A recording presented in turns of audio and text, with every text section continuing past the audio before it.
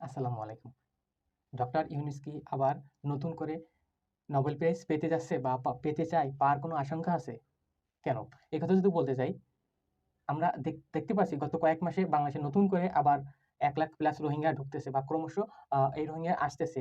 এই যে রোহিঙ্গা আসার ফলে যে বাড়তি একটা চাপ তৈরি হচ্ছে বাংলাদেশের উপর, বাড়তি বোঝা নিতে হচ্ছে বা বিগত যে ১৩ লক্ষ আগেই রোহিঙ্গা এসেছে, তৎকালীন যে বাংলাদেশের প্রধানমন্ত্রী ছিলেন তিনি এই যে রোহিঙ্গাদের তখন মানবতা দেখাতে গিয়ে যে রোহিঙ্গাদের বাংলাদেশে আ আ আসার আশ্রয় দিয়েছিলেন। এই আশ্রয় দিয়ে তাদের অনেকেই ধারণা করছিল তিনি এই রোহিঙ্গাদের আশ্রয় দেওয়ার ফলে তিনি আ নোবেল পুরস্কার পেতে পারে। তো ডক্টর ইউনূস যেহেতু একটা নোবেল পুরস্কার পেয়েছে অলরেডি, তিনি তাদেরকে মানবতা দেখাতে গিয়ে যে এই যে ১৩ লক্ষ রোহিঙ্গা এদের আশ্রয় দিয়েছিলেন, এই আশ্রয় দেওয়ার ফলে তৎকালীন প্রধানমন্ত্রী তো নোবেল পুরস্কার পায়নি, বরঞ্চ দেখা গিয়েছে বিভিন্ন অন্যায় অনিয়মের কারণে বাংলাদেশের জনগণ তাদের বিতাড়িত করেছে।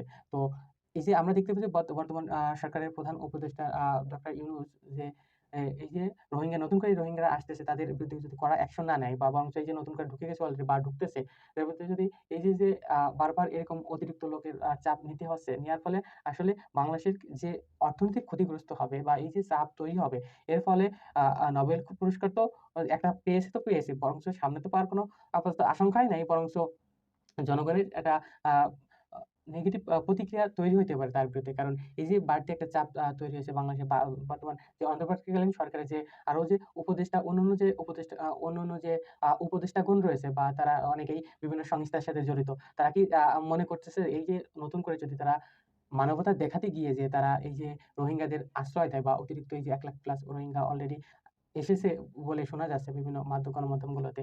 এভাবে যদি আসতেই থাকে ক্রমশ এই যে বাড়তি একটা চাপ অর্থনৈতিক ক্ষতি, দেশের যে উপরে যে বাড়তি চাপ তৈরি হওয়া।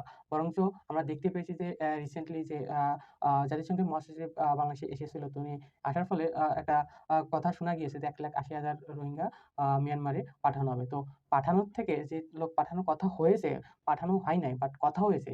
তার পরবর্তীতে নতুন করে আবার যে এই অতিরিক্ত রোহিঙ্গা আসার ফলে লাভটা কি? বরঞ্চ পাঠানো তো হয় নাই, আবার নতুন করে আবার লোক আসতেছে। ডাবল ক্ষতি।